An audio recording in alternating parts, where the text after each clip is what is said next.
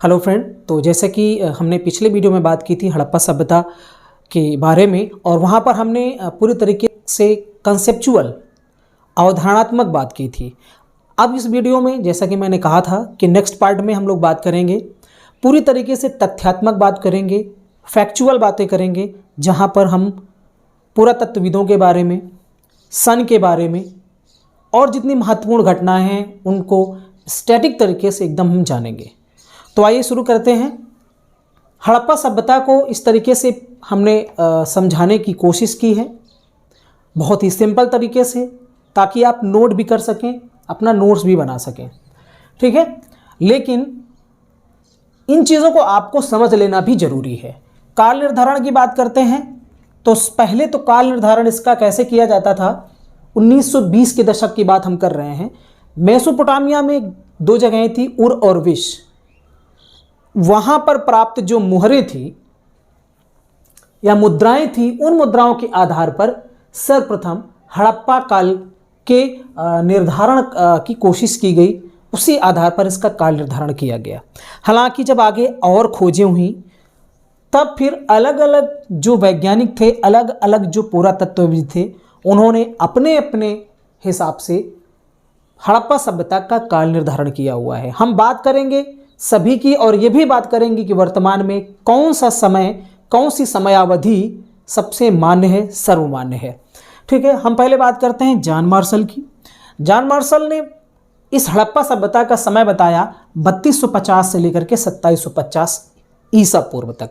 हालांकि कई बार इन्होंने अपने समय को बदला भी है, ये 2500 तक चले आते हैं, ठीक है। कई बार ये बदलते भी हैं अपने समय को, कि जैसे जैसे फारस में, जैसे जैसे मेसोपोटामिया में खोजें होती जाती हैं, उसी अनुसार ये अपनी चीज़ों को भी बदलते रहते हैं। अर्नेस्ट मैके की बात करें तो अर्नेस्ट मैके ने 2800 से लेकर के 2500 ईसा पूर्व के समय को माना है। माधव स्वरूप वत्स की बात करें तो 3500 से 2700 ईसा पूर्व में इन्होंने समय माना है। सीजे गैड की बात करें तो 2350 से 1700 ईसा पूर्व माना है इन्होंने। मार्टिमर व्हीलर की बात करें तो 2500 ईसा पूर्व से लेकर के 1700 ईसा पूर्व इन्होंने माना है। फेयर सर्विस की बात करें तो 2000 से 1500 ईसा पूर्व का की समयावधि इन्होंने हड़प्पा सभ्यता के बारे में बताई है, इन्होंने काल निर्धारण किया है।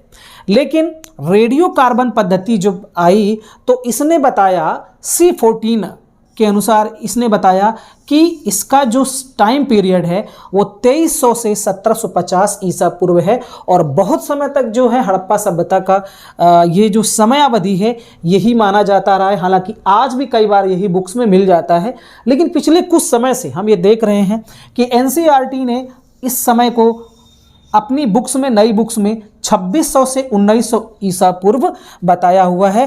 तो इसी को हमें मान लेना चाहिए, अर्थात वर्तमान में 2600 से 1900 ईसा पूर्व जो है हड़प्पा सभ्यता का काल निर्धारण हमें मानना चाहिए, ठीक है। तो ये हमने बात की काल निर्धारण के बारे में। अब इसके खोज के बारे में बात करें, जैसे कि मैंने पूरी स्टोरी बताई थी चार्ल्स मेसन के बारे में। 1826 ईस्वी में ये हड़प्पा के टीले तक पहुँचता है। हालांकि इसने ज़्यादा कुछ वहाँ पर पता नहीं लगाया, कुछ जानकारी नहीं हासिल की, बस ये सोचता है कि पोरस और सिकंदर के मध्य लड़ा गया ये युद्ध स्थल है, और वहाँ से वापस चला जाता है। उसके बाद 1853 ईस्वी में जॉन विलियम ब्रंटन नाम के एक अंग्रेज ने क्या किया था कि वहाँ से कुछ वस्तुएं प्राप्त करके कनिंघम को भेजी थी, और कनिंघम ने 1853 से 1856 के मध्य कई दौरे किए, लेकिन फिर भी उस टीले के बारे में सही जानकारी नहीं पता कर पाया, सही नहीं आंक पाया कि वास्तव में यहाँ पर क्या है। और बीच बीच में ये होता रहा कि ज़्यादातर लोग यही इसी बात से सहमत हो जाते थे कि ये कोई बौद्ध स्तूप होगा, कोई बौद्ध स्थल, बौद्ध या जैन स्थल होगा। काफ़ी समय तक यही विचार चलता रहा, ठीक है। लेकिन पहली बार किसी व्यक्ति ने, हीरानंद शास्त्री जो थे, उन्होंने कहा कि ये बौद्ध स्थल नहीं है, बल्कि बौद्ध स्थल के अलावा कुछ और है। तो पहला ऐसा शख्स जिसने बौद्ध स्थल से परे कोई बात बताई, कोई स्थल बताया, वो व्यक्ति थे हीरानंद शास्त्री। और फिर बाद में जॉन मार्शल, जो कि महानिदेशक बनते हैं पुरातत्व विभाग के, इन्होंने निर्देश दिया। किसको निर्देश दिया? दयाराम साहनी। दयाराम साहनी को कब दिया? 1921 ईस्वी में। तो 1921 ईस्वी में दयाराम साहनी ने क्या किया कि हड़प्पा का जो टीला था उसकी खुदाई करवाई, ठीक है। और वहाँ पर जो है एक सभ्यता मिलती है जिसे हम हड़प्पा सभ्यता के नाम से जानते हैं।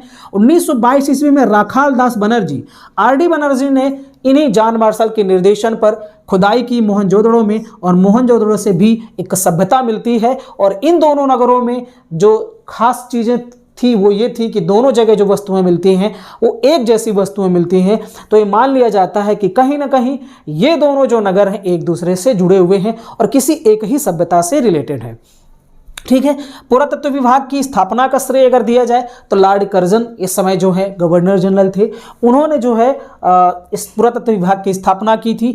और फिर 24 सितंबर 1924 ईस्वी को सिंधु सभ्यता की घोषणा की गई कि हाँ, दुनिया की एक और प्राचीन सभ्यता है जिसका नाम है सिंधु घाटी सभ्यता, जो कि भारत में पनपी थी। तो 24 सितंबर 1924 ईस्वी को जॉन मार्शल के द्वारा इसकी घोषणा की गई। हड़प्पा और मोहनजोदड़ो, सबसे पहले हड़प्पा खोजा गया, फिर मोहनजोदड़ो खोजा गया। इन दोनों के बीच की दूरी लगभग 483 किलोमीटर है। और पिग्गट महोदय ने इन दोनों को एक ही विस्तृत साम्राज्य की जुड़वा राजधानी बताया है। ठीक है। तो ये तो हमने खोज के बारे में जाना। अब हम नामकरण के बारे में जानते हैं। जैसे कि आप जानते भी होंगे कि हम सिंधु घाटी सभ्यता भी कहते हैं, हम सरस्वती सभ्यता भी कहते हैं, हम सिंधु सरस्वती सभ्यता भी कहते हैं, हम सिंधु सरस्वती गंगा घाटी सभ्यता भी कहते हैं, हड़प्पा सभ्यता भी कहते हैं। और बुक्स में अलग अलग नामों से इसको बोला जाता है, लिखा जाता है, पुकारा जाता है। लेकिन अब सवाल ये है कि इसका नामकरण कैसे किया जाए, ये बड़ा मतभेद का विषय था। और वर्तमान में किस नाम से इसको जाना जाए।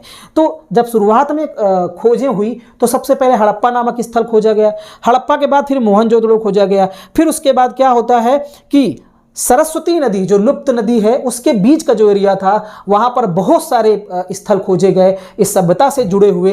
तो ये हुआ कि ज़्यादातर स्थल जो हैं वो सरस्वती नदी के आसपास के हैं, इसलिए इस सभ्यता का नाम सरस्वती सभ्यता रख देना चाहिए। लेकिन बाद में ये देखा जाता है कि और भी गंगा घाटी के क्षेत्र में भी बहुत सारे स्थल मिलते हैं। तो फिर ये हुआ कि इसको सिंधु सरस्वती गंगा घाटी क्षेत्र सभ्यता बोला जाए।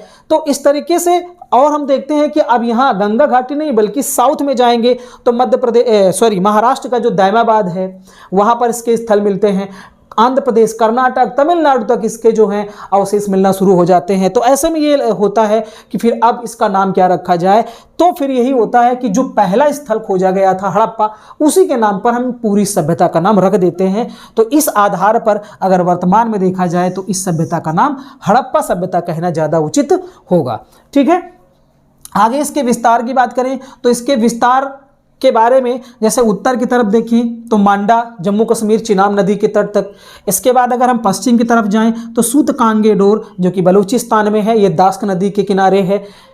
पूर्व की तरफ इसका विस्तार देखें, फैलाव देखें तो आलमगीरपुर जो कि मेरठ में है, हिंदन नदी के किनारे। दैमाबाद जो कि अहमदनगर जिला महाराष्ट्र में पड़ता है, ये प्रवरा नदी के तट पर है। यहाँ तक जो है इस तरीके से हम देखते हैं कि हड़प्पा सभ्यता का विस्तार पाया जाता है। हालांकि ये तथ्य भी पुराना हो गया है और बहुत सारे नए स्थल जो हैं साउथ इंडिया में और भी खोजे गए हैं। हालांकि अभी तक आप इतना ही याद रखिए। ठीक है। 1947 तक 40 बस्तियां कुल मिलाकर के खोजी जा चुकी थी हड़प्पा सभ्यता से संबंधित। बाद में क्या हुआ कि 1400 बस्तियां और खोजी गई, जिसमें से 925 बस्तियां जो हैं वो भारत में थी और 475 बस्तियां पाकिस्तान प्लस अफगानिस्तान को मिलाकर के थी। अगर हम आर एस शर्मा की बात करें, रामशरण शर्मा की बात करें तो मैं इनको दिखाता हूं आपको। ये देखिए रामशरण शर्मा सर की बुक है, इतिहास की, प्राचीन इतिहास की बुक है, बहुत ही पतली है।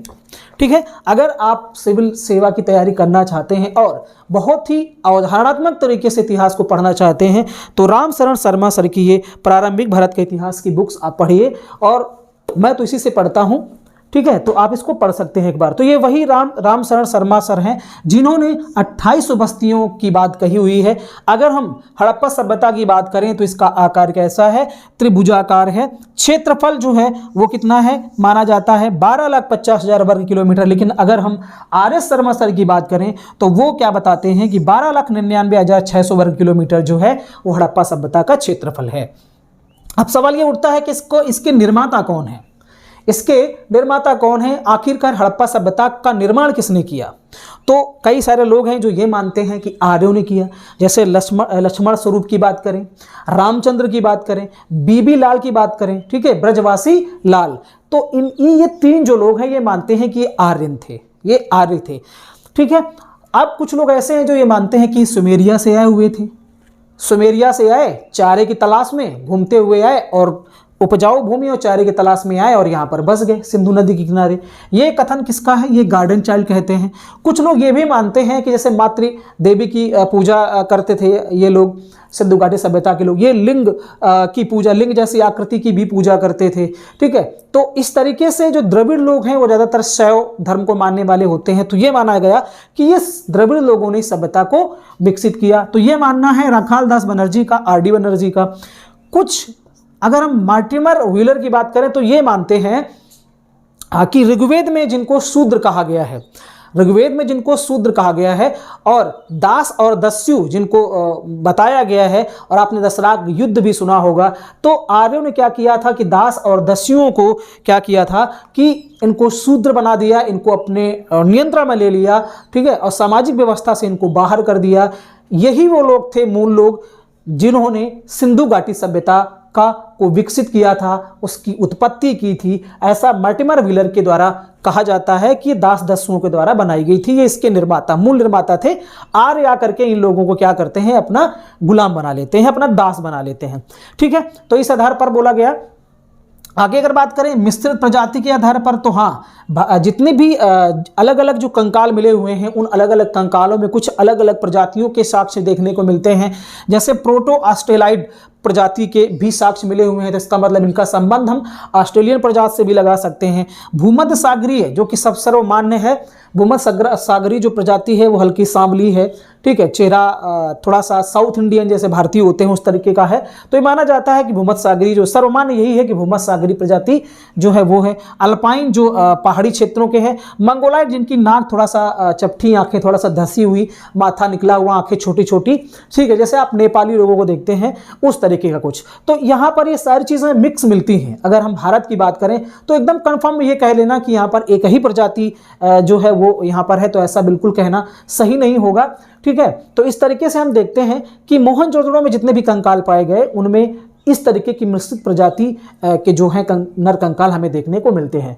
तो इस आधार पर हम हड़प्पा सभ्यता के इस पार्ट को यहाँ पर समाप्त करते हैं। इसके आगे नेक्स्ट जितने भी पॉइंट्स हैं, अभी इंपॉर्टेंट पॉइंट बहुत सारे छूटे हुए हैं, उनकी बात करेंगे। हम प्रमुख सभी स्थलों की बात करेंगे और उन स्थलों से कौन कौन से पुरातात्विक साक्ष्य मिले हुए हैं जो कि एग्जाम की दृष्टि से महत्वपूर्ण है, उनकी भी हम लोग बात करेंगे। इस तरीके से वीडियो देखते रहिए। वीडियो देखने के लिए आपका बहुत बहुत धन्यवाद। नमस्कार।